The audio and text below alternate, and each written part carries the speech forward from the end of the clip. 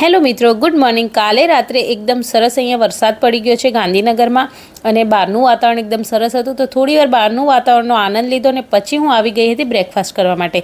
તો મેં અહીંયા રાત્રે ચણા પલાળી અને સવારે બાફી અને સહેજ તેલની અંદર એને વઘારી દીધા છે અને ફૂલ પ્રોટીનથી ભરપૂર બાઉલ બનાવવાનો છે। આગળ શું લઉં છું એ તમને બતાવું। અહીંયા ચણા લઈ લીધા છે, જોઈ શકો છો। અને પછી મેં લીધું છે થોડું પનીર। અહીંયા હું જૈન ડેરીનું પનીર યુઝ કરું છું અને ઓલરેડી એને વોશ કરીને જ મૂક્યું હતું।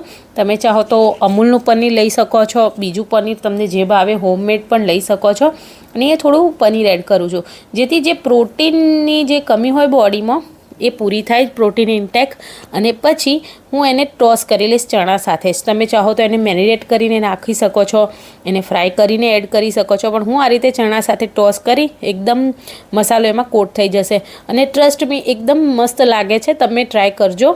એકદમ પ્રોટીનથી ભરપૂર બાઉલ બનીને રેડી હતો જે આખો દિવસ પેટને ફૂલ રાખે છે અને પ્રોટીનની કમી પૂરી કરે છે। અને બપોરનો રાંધવાનો સમય થઈ ગયો હતો। અહીંયા મેં સેવો ઓહાઈ લીધી હતી અને ગળી સેવો બનાવવાની હતી। તમે વિચારતા હશો કે ભાઈ એક બાજુ પ્રોટીનનો નાસ્તો કરે છે ને બપોરે ઘીવાળી સેવો ખાય છે, પણ ના, હું થોડું ખાઈને જ બોડી ઉતારવાની હતી। અહીંયા થોડું ઘી લઈ લીધું છે અને હવે ઓહાયેલી જે સેવો છે એ ઘીમાં 1 મિનિટ માટે ઘી સાથે મિક્સ કરી દઈશું। વધારે એમાં ચડવા નથી દેવાની, નહીંતર સેવો ચવડ થઈ જશે।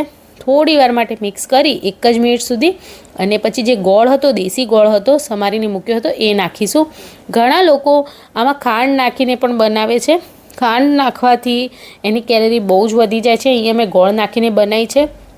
આનો પ્રોપર વિડીયો મેં ઇન્સ્ટાગ્રામ ઉપર મૂકેલો છે, તમે જઈને જોઈ શકો છો અને યુટ્યુબ ઉપર પણ અવેલેબલ છે। તો મારું બપોરનું જમવાનું બનીને રેડી હતું। અહીંયા થોડા પુલાવ, કઢી અને થોડી સેવ લીધી હતી જેથી પેટ એકદમ ભરાઈ જશે। અને સવારે નાસ્તો કર્યો હતો ચણાનો, તો બધું જ ફૂલ। હવે હું જીમમાં જઈને આવી ગઈ હતી, જીમનો વિડીયો ઉતારવાનો રહી ગયો હતો। જીમથી આવી અને પછી હું બનાવી રહી હતી ગ્રીન ટી। ગ્રીન ટી બનાવીને બહાર બેસી ગઈ હતી। ફરીથી મોસમનો આનંદ લેવાનો હતો। એકદમ ઠંડો પવન આવતો હતો। બહાર લીમડા છે ને તો ઠંડક મસ્ત રહે છે અને બહાર બેઠા બેઠા ગ્રીન ટીનો આનંદ લીધો। મળીએ બીજા વ્લોગમાં। Like, share, subscribe.